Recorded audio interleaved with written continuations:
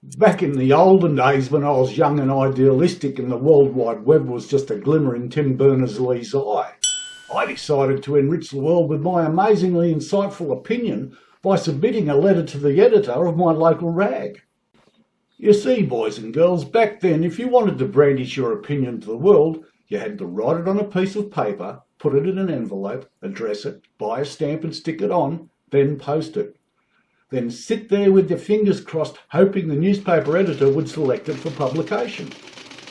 Well, much to my delight, several days later, there it was. My two-paragraphed, unoriginal echoing of a naive generic opinion letter had been published. And to further buoy my excitement, in bold text at the bottom was Jack Yakovich, Stony Creek. So not only was I now officially an activist, I was famous as well. But later that night, as I was planning my next swing at the establishment, the phone rang, and I answered it to a tirade of abuse which quite honestly sat me on the arse. My pointless little letter had annoyed someone so much that they'd gone to the effort of tracking down my phone number, which actually wasn't a huge effort, as I was the only J. Yakovich in the phone book at the time.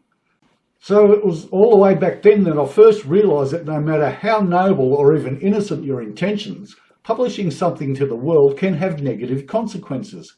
And to top it off, this potential lunatic not only had my phone number, but also my address. As that's how it worked back then, kids. Everybody had this book in their homes with everybody else's name, address and phone number called a telephone directory. Crazy times, huh?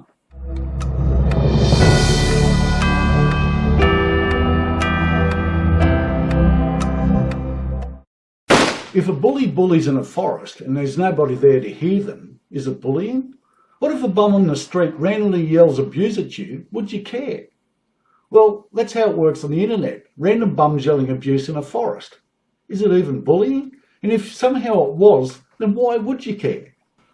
For the life of me, I can't think of anything any random idiot online could say that would upset me.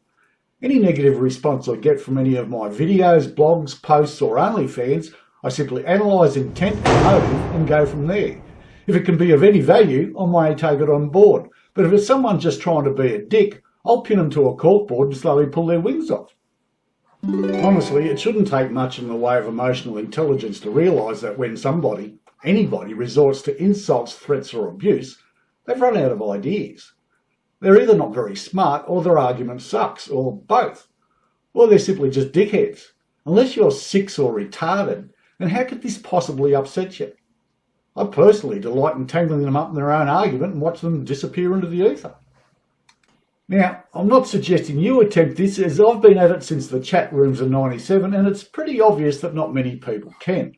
But if you can calmly and rationally send an abusive idiot scurrying, then the internet can be a very satisfying place. But in the meantime, just remember they're idiots. Their opinions and words mean nothing. And finally, just because you can post something on a public forum doesn't necessarily mean you should. You have to understand that you're potentially exposing yourself to every online wally in the world, so be prepared to deal with it. If you can be upset by the words of someone you don't know or respect, don't cry. Don't demand that someone fix the entire internet. Work on your own emotional intelligence instead. It's the only realistic solution. And until then, stop posting on public forums.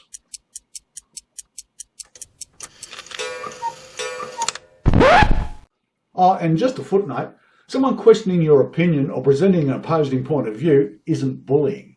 I know it's probably asking a bit much, but before posting anything seeking validation, fact check it and research the arguments against it, so if it does come under fire, you can defend it. But if you don't want to put in the effort, or you haven't the courage of your own convictions to defend or debate it, what's the bloody point of posting it in the first place?